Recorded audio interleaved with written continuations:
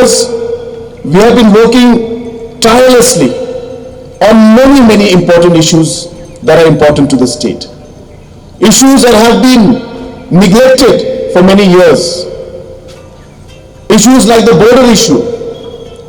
Issues like the coal mining issue, where mining was banned by the NJT and the past governments did not take any steps to go ahead and open it or lift the ban and go for scientific mining.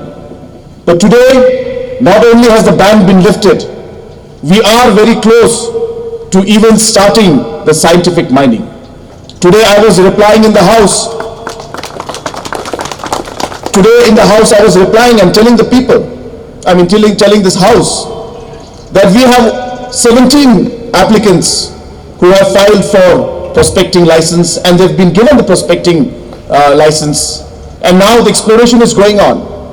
And I'm very sure that at the pace at which things are moving, may not be all the 17 in one go, but we will see that few of these will be able to get their mining lease and also get their mining plan approved and be able to start scientific mining in the state in a very short period of time. It is a big challenge for us, but we are committed to the people of the state. Yes, we have faced challenges and difficulties, but we have always kept our spirits high. We've always ensured that we always keep the interest of the people of our state in front of us. We've always ensured that we listen to people, whether it's political leaders, whether it's the public, whether it's civil society.